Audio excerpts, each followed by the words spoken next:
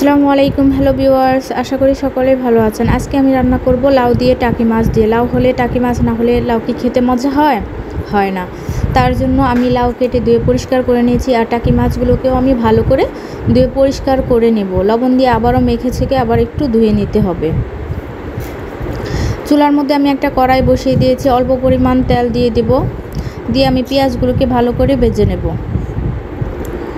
এখানে আমি দিয়ে দেব পেঁয়াজের টুস কুচি কুচি করে কেটে।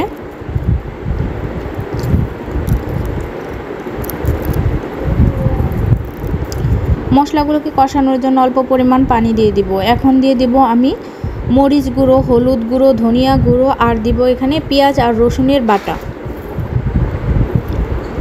দিয়ে আমি ভালো করে মশলাগুলোকে কষিয়ে নেব।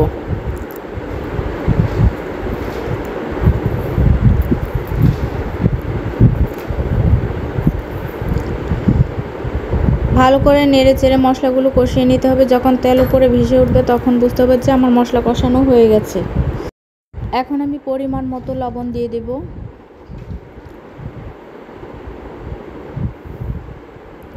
দিয়ে আবারও একটু নেড়ে চেড়ে দেব।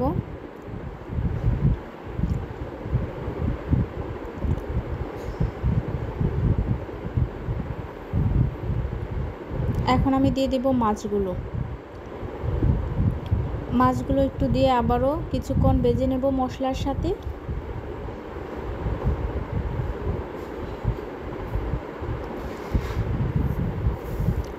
ভালো করে উল্টে পাল্টে ভেজে নেব। আমি মাছগুলোকে অন্যভাবে ভাজিয়ে নিই, মশলার সাথে একেবারেই ভেজে নেব। মাছ কাঁচা দিলে লাউ খেতে ভালো হয়। লাউ আমাদের নবীজি হজরত মুহাম্মদ সাল্লাল্লাহু আলাইহি ওয়াসাল্লামের অনেক পছন্দের একটি খাবার ছিল।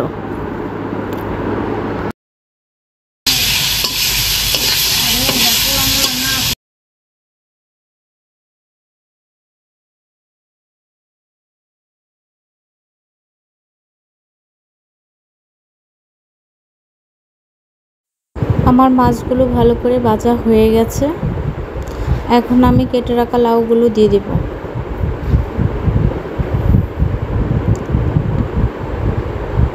দিয়ে অল্প পরিমাণ পানি দিয়ে দেব, যাতে নিচে মশলা পুরা লেগে না যায়। একটু আলতো হাতে নেড়ে চেড়ে দেবো, যেহেতু আমার পাত্রটা একটু ছোট হয়ে গেছে। আমি উল্টে পাল্টে ভালো করে নেড়ে চেড়ে দেব। মশলাগুলোকে ভালো করে মিশিয়ে নেব।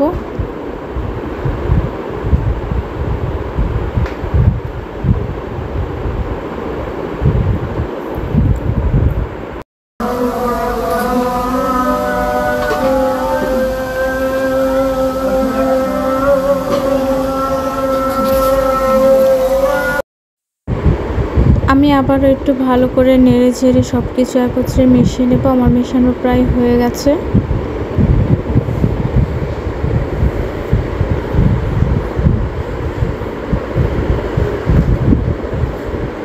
কিছুক্ষণ জাল করার পরে আমি একটা ঢাকনা দিয়ে ঢেকে দেব।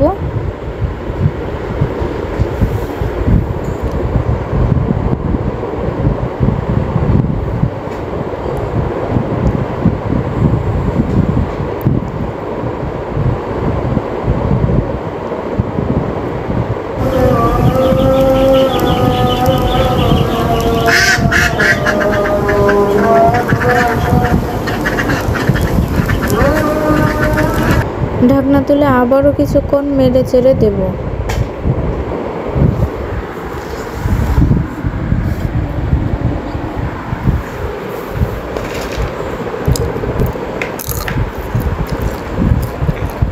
দেখেন লাউ থেকে পানি উঠেছে। আমি এক্সট্রা কোনো পানি দিইনি, শুধু একটু মশলা কষানোর জন্য পানি দিয়েছিলাম। এই পানির মধ্যে লাউ সুন্দরভাবে আমার রান্না হয়ে যাবে।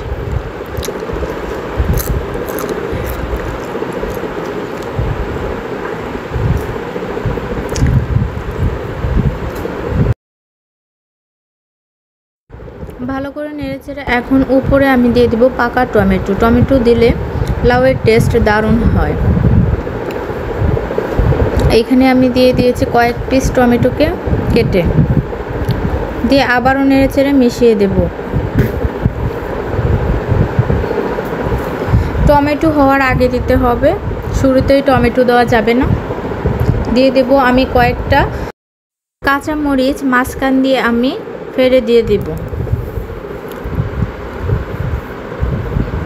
আবারও কিছুক্ষণ নেড়ে চেড়ে আমি ঢাকনা দিয়ে ঢেকে দেব। ঢাকনা তুলে কিছুক্ষণ পর আবারও নেড়ে চেড়ে দিতে হবে।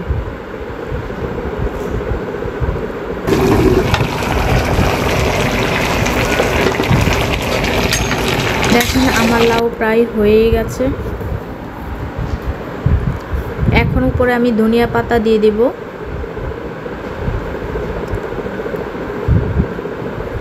আমার লাউ রান্না হয়ে গেছে। টাকি মাছ দিয়ে লাউ রান্না করলে খেতে দারুণ টেস্ট হয়, এটা সকলেই জানেন। টাকি মাছ আর লাউ কোনো কথাই হয় না।